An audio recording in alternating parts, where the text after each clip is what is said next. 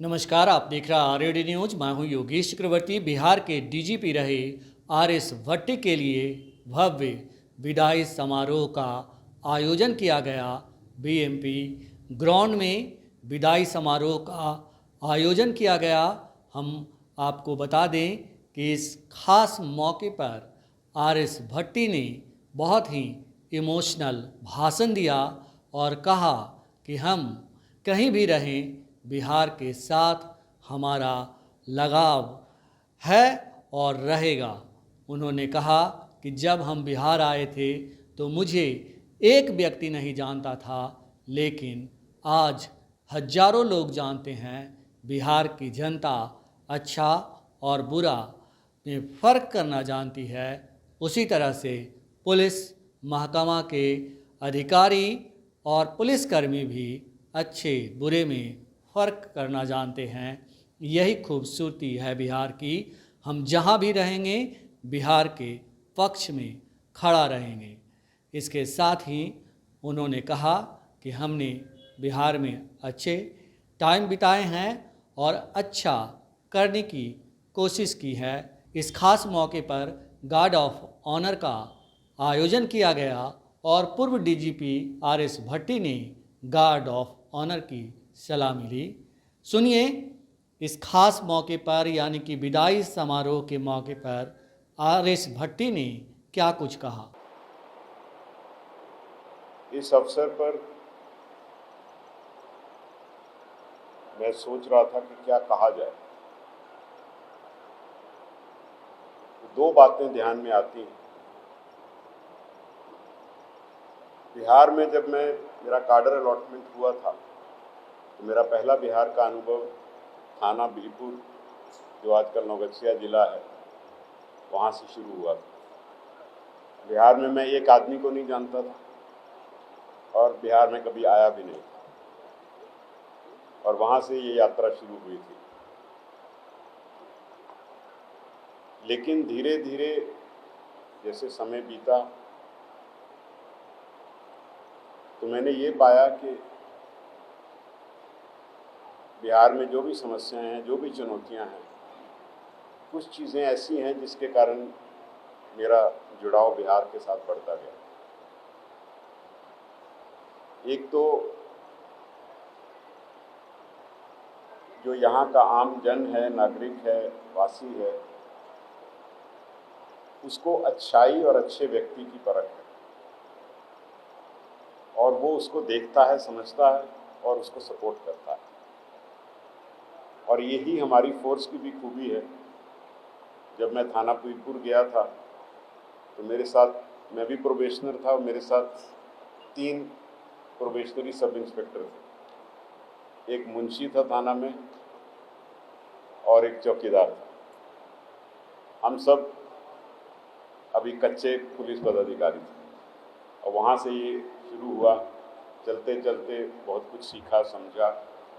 लेकिन ये बिहार को और बिहार पुलिस को श्रेय जाता है कि मेरी सारी पुलिसिंग की सोच समझ की बुनियाद बिहार ही है, और मैंने सारी वो बुनियादी सोच समझ विभिन्न जगहों पे बाद में सर्व किया, लेकिन ग्रहण यहीं से की। और उसी सोच के साथ बाद में ये यात्रा में मुझे सीबीआई जाने का अवसर मिला। लेकिन जो सोच और समझ और जो ज़मीनी परख, वो मुझे बिहार और बिहार पुलिस ने ही दी। और मेरा हमेशा बिहार पुलिस से और बिहार से स्नेह बना रहेगा। और मैं जब भी केंद्र में भी गया, हमेशा बिहार और बिहार पुलिस को के पक्ष में खड़ा हुआ जहाँ भी मुझे अवसर मिला कुछ कहने का। और ये यहाँ के लोगों की, ये बिहार पुलिस फोर्स की जो उसने मुझे दिया, ये उसके कारण। तो मुझे यहाँ डायरेक्टर जनरल पुलिस के रूप में करीब 1.25 साल का अवसर मिला, और इस सारे अवसर में मेरे केंद्र बिंदु भी काम के 2 ही थे,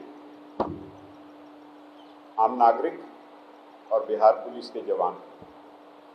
जब मैं बिहार पुलिस बोलता हूँ तो सबसे पहले मेरे लिए बिहार पुलिस का जवान, लास्ट में वरीय पदाधिकारी। और मैंने उन्हीं को केंद्र बिंदु बना के जो भी काम करने का प्रयास किया, कुछ बातों का उल्लेख इन्होंने किया, वो सब आप देखते रहिए, समझते रहिए। लेकिन ये मेरी बुनियादी समझ यही है कि न्याय का पहला द्वार और सबसे महत्वपूर्ण द्वार थाना है और पुलिस है। अगर वो ठीक से सक्षम रूप से काम करे तो सारी न्याय की व्यवस्था अच्छे चलेगी। हमने जो भी काम करने का प्रयास किया, अगर उसको आप समझेंगे पूरी अच्छे से, तो उसमें आपको दिखेगा कि थाना में काम कैसे ठीक हो, इस पे ध्यान दिया। आम नागरिक को कैसे सुविधा मिले, इस पे ध्यान दिया। जो इन्होंने 112 की बात कही कि आज 5000 लोग वो सेवा ले रहे हैं, आप सोचिए कि ये कितनी बड़ी बात है लोगों के लिए। कोई आपातकालीन स्थिति हो, एक फ़ोन करें और 20 मिनट से कम में पुलिस पहुंच जाए। ये आज से 2 साल पहले ये नहीं हो रहा था, लेकिन ये यही बिहार पुलिस है जिसने कर दिखाया। तो मेरा जो विश्वास है वो बिहार पुलिस से हमेशा बढ़ता ही गया है और मेरा इसी के कारण काम में मन लगता था। इसलिए बिहार पुलिस में और पदाधिकारियों में इस बात की क्षमता है कि कोई भी अच्छा काम शुरू कीजिए, उसको अच्छे से ट्रेनिंग दीजिए, उसको समझाइए, वो बात को पकड़ता है और आगे बढ़ाता है। आम नागरिकों के प्रति भी हम प्रचार कम में विश्वास रखते हैं, बहुत प्रचार नहीं करते, लेकिन मुझे लगता है लोग देखते होंगे या अनुभव करते होंगे कि थाना में आम आदमी जाए तो उसकी क्या क्या समस्या हैं, उसका कैसे हम समाधान करें। हमने कहा कि भाई free registration of complaints and crime होना चाहिए। 1.5 साल पहले से हम इस पर काम कर रहे हैं कि थाना में कोई जाए, उसकी शिकायत ली जाए, उसको रिसीव दी जाए, जहाँ प्राथमिकी बनती हो प्राथमिकी दर्ज की जाए और उसको तंग नहीं किया जाए। थानों में जो स्टेशन डायरी हमने डिजिटाइज कर दी, यानी कि कोई पेंडिंग नहीं रहेगा, जो आएगा शिकायत वो दर्ज होगी। और ये मुझे इस बात का काफ़ी संतोष है कि थानाओं में जो शिकायतें हमारे पास आती थी उसमें करीब 2022 की तुलना में करीब 40% कम शिकायतें आ रही हैं और ये शिकायतें करीब बंद हो गई हैं। बहुत कम शिकायतें हैं कि थाना में शिकायत नहीं ली जा रही। हाँ, अब जो शिकायतें हैं वो कुछ और बात की हैं कि अनुसंधान जल्दी होना चाहिए और फास्ट हो, ये आरोप सही है गलत है, वो अपनी जगह है। लेकिन ये शिकायतें करीब करीब समाप्त हो गई या बहुत कम हो गई कि थाना में शिकायत नहीं ली जा रही, क्योंकि ये मेरा मानना है कि नागरिक का अधिकार है और हमारी कानूनन जवाबदेही है कि हम नागरिक की कंप्लेंट को रिसीव करें और उसके बाद जो कार्रवाई करें, और हम पारदर्शी तरीके से लोगों को बताते भी हैं। आप हमारा जो सोशल मीडिया की बात कह रहे हैं वो भी नागरिकों के अधिकार के लिए ही है। अगर 12 लाख लोग उसके साथ जुड़े हैं 1.5 साल में तो कोई कारण होगा तो जुड़े हैं। हमने कहा जो बड़ी घटना होती है उसका प्रेस रिलीज भी डाल दीजिए, सच बताइए, झूठ मत बोलिए, क्योंकि जब तक आप सही बात नहीं करेंगे, अपना काम नहीं करेंगे, लोगों में विश्वास नहीं बढ़ेगा। तो उसका यही तरीका है कि कंप्लेंट लीजिए, उस पर जो कार्रवाई बनती हो एक समय सीमा के अंदर करें। हमारे पास अनुसंधानकर्ता की कमी थी, सारा प्रयास करके राज्य सरकार ने हमारे सिपाहियों को अधिकार दिया कि जो बीटीसी पास हैं वो अनुसंधानकर्ता बन सकते हैं। हमारे पास 9000 के करीब अनुसंधानकर्ता थे, हमको 27,000 चाहिए जो राष्ट्रीय मानक है, और आज की डेट में 25,000 पूरे हो चुके हैं और 2000 ट्रेनिंग कर रहे हैं, तो ये 27,000 हो जाए। अब इसी के बाद अनुसंधान में गति आए। जब तक हम इन समस्याओं को सॉर्ट आउट नहीं करेंगे, पुलिसिंग आगे कैसे जाएगी। शॉर्टकट कोई नहीं है, कोई शॉर्टकट नहीं, और पुलिसिंग एक प्रोफेशनल काम है और उस प्रोफेशनल काम करने का एक तरीका है, उस तरीके पे हम सही दिशा में बढ़ रहे हैं। और साइबर क्राइम हो जो हम दर्ज नहीं कर पाते थे, हमारी कैपेसिटी नहीं थी, अब 1.5 साल से हम साइबर क्राइम दर्ज कर रहे हैं। हम देश में नंबर 1 है कि जो कोई कंप्लेंट आती है हम दर्ज करते हैं। सबसे पहली ड्यूटी दर्ज होना है। पत्रकार बंधु आंकड़ों को लेके वो हाईलाइट करते हैं। आंकड़ों से मैंने अपने पदाधिकारी को कहा कभी मत घबराना, पहले दर्ज करो सही चीज, उस पर काम करो, आंकड़े अपने आप ठीक होते रहेंगे। तो आंकड़ों को मैनेज करने का काम हमने कहा हम नहीं करेंगे।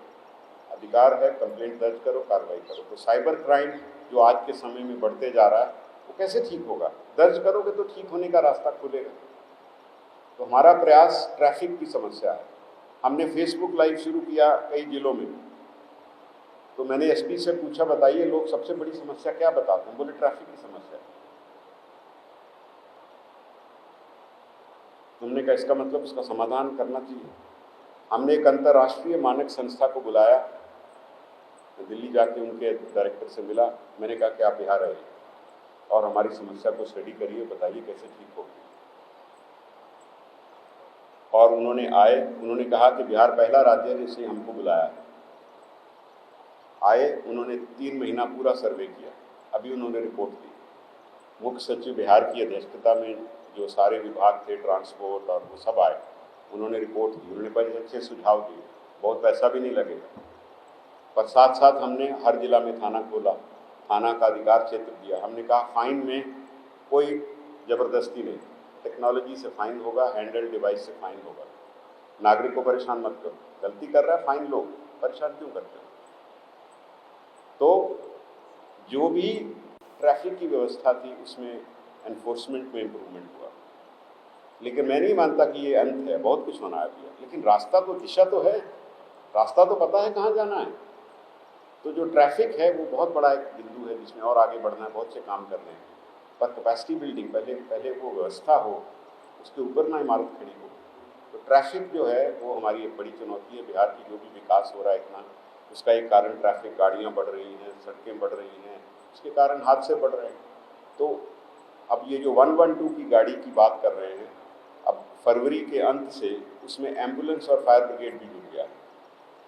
डीजी होमगार्ड फायर सर्विसेज बैठी है, इनकी पूरी टीम फायर ब्रिगेड की भी उसके साथ जुड़ी हुई है। तो आम नागरिक को ना केवल पुलिस की सुविधा मिलेगी, उसको एम्बुलेंस और फायर ब्रिगेड की सुविधा भी मिल रही है, जैसे विदेश के कंट्रीज में है। हाँ, इसमें और सुधार होना चाहिए, वो हम कर रहे हैं। अब हम महिलाओं के लिए 15 सितंबर से सेफ ट्रैवल, सुरक्षित यात्रा सुविधा जो हमने कहा है, उसका सारा काम हो गया। आप सोचिए, एक महिला पटना से अगर मान लीजिए पूर्णिया कहीं जाना चाह रही, तो हम उसको डिजिटली ट्रैक करेंगे जब तक वो घर पे नहीं। तो क्या ये नागरिक के यही सब काम पे हम काम कर रहे हैं। तो अल्टीमेटली हमारा जो केंद्र बिंदु है, एक तो आम नागरिक है, दूसरा केंद्र बिंदु हमारा फोर्स है, जिसके बल पर, जिसकी बदौलत ये सारे काम होते हैं। और ये एज ए लीडर ना केवल मेरा कर्तव्य है, लेकिन हर एक का कर्तव्य है। उसकी समस्या समझें क्या है। तो हमने उसकी समस्या में सबसे पहली समस्या पाई कि 5 साल से प्रमोशन नहीं हुआ। किसी भी बल के लिए निश्चित रूप से इससे उसके मनोबल पर प्रभाव पड़ता है। उस चीज़ को समझा गया, जो भी जटिलता थी उसका रास्ता निकला, और 15,000 लोग प्रमोट हुए। ना केवल प्रमोट हुए, फिर उनकी ट्रेनिंग लेके उनको आगे बढ़ाया था। तो प्रमोशन, और प्रमोशन नहीं खाली, प्रमोशन के बाद हमने उनकी ट्रेनिंग पे ध्यान दिया। अब नए आपराधिक कानून आए, हम देश में अग्रणी राज्य हैं जो नए आपराधिक कानूनों को ठीक से लागू कर रहा है। और 25,000 पदाधिकारियों को हमने 1 महीना में ट्रेन किया, अच्छे से ट्रेन किया, और उनमें मुझे विश्वास दिखा कि हम ये लागू कर लेंगे नए कानून। फिर पदाधिकारियों की समस्या दूसरी है, जोखिम भरा काम है पुलिस। कहीं कोई क्षति हो जाए, कोई नुकसान हो जाए, तो उसको परिवार को कौन देखेगा। तो हमने पहले जो भी हम उसको कल्याण को देते थे, वो सारी राशियों को दुगना कर दिया, जो भी देते थे।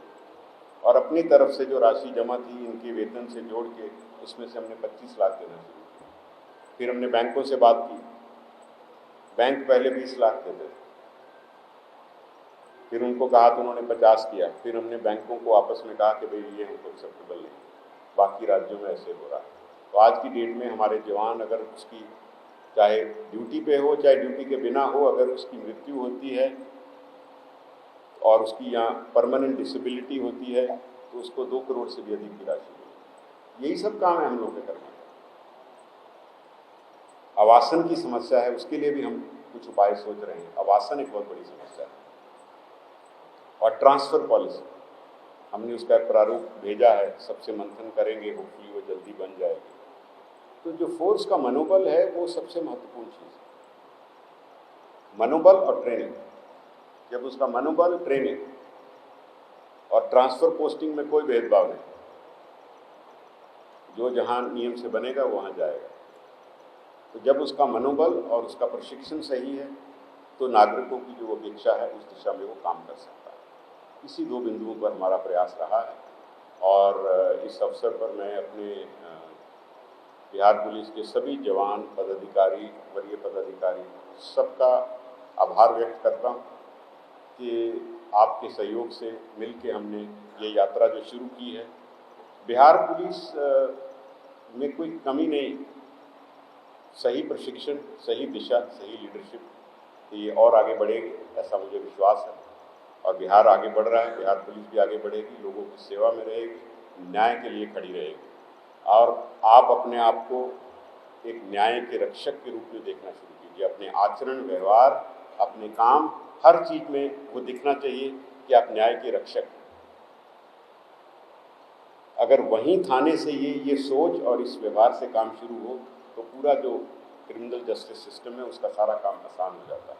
कमज़ोर का हाथ पकड़िए और उसके सहारा बनिए, यही सब सोच से हम काम कर रहे हैं।